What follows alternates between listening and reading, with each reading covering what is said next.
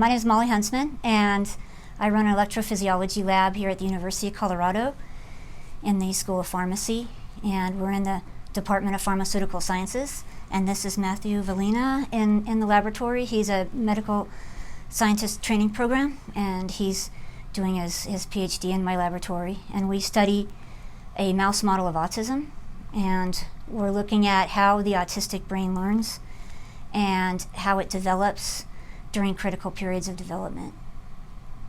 My name is Matthew Svalina. I'm an MD PhD student here at the University of Colorado, doing my thesis work in the Huntsman laboratory. Well, we study a mouse model of autism. It's called Fragile X syndrome, and it's a disorder that affects children. It normally manifests in intellectual disabilities, but a large number of those children will be diagnosed with autism. So it's known as the leading monogenetic cause of autism. And so it provides us with a good tool to study autism and how the autistic brain learns and behaviors associated with autism. And so one of the discoveries in my laboratory about 5 years ago was that we found that the circuits in this one part of the brain called the amygdala, and it's a part of the brain that processes fear and anxiety, and these are behaviors that are associated in autism. And so when we were looking back in development, first we figured that some circuits related to inhibitory synaptic transmission were not functioning very well. So we went back in time earlier in development and asked the question, are these circuits dysfunctional from birth, or do they become dysfunctional? And so that was our primary question. And what we discovered was that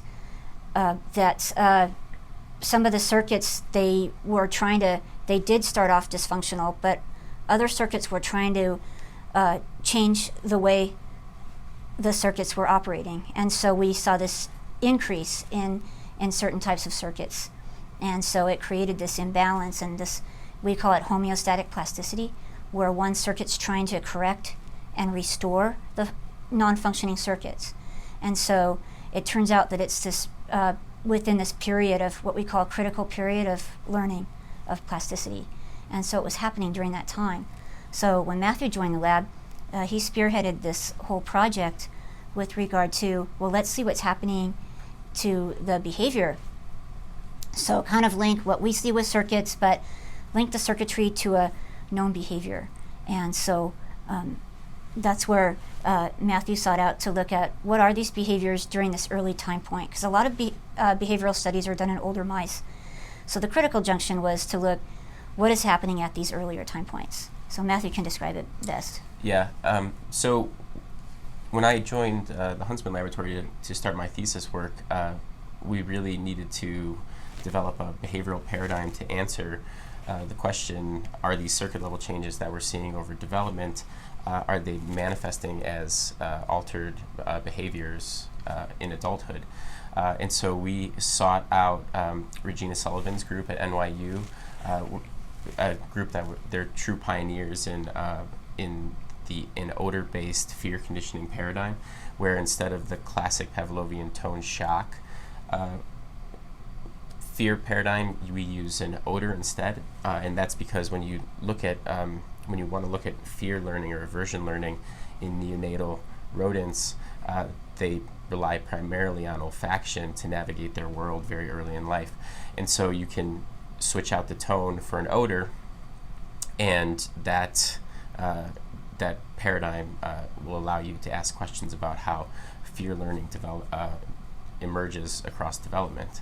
And so we're grateful to Regina Sullivan's group at NYU for their collaboration and really helping us learn their paradigm and adapt it to our mouse model of autism. So one of our research colleagues, Serapio Baca, actually saw an advertisement or it was an email from WPI that detailed your nerve cuff application for stimulating nerves in vivo, and thought that it might be useful to try and adapt that nerve cuff to our tail shock, the tail shock portion of our behavioral paradigm. And so we reached out to WPI with this novel application for for the nerve cuff. And the team at WPI has been really great at fabricating a modified tail cuff or nerve cuff for our tail shock application, and we're in the process of troubleshooting that and getting that up and running now.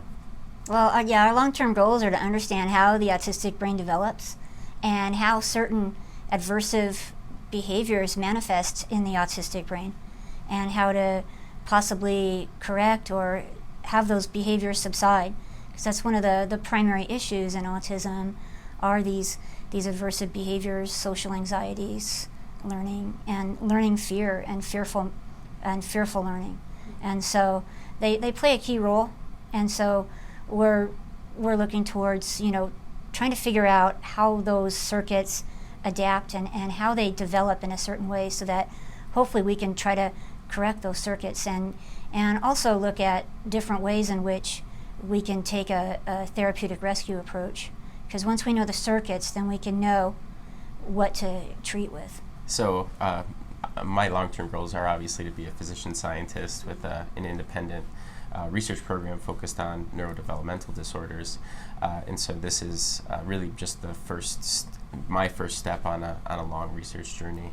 It's kind of a long road where where the trainees have to take this certain path. So he's going to move on to doing a postdoc and a residency at another university, and then start his own independent career.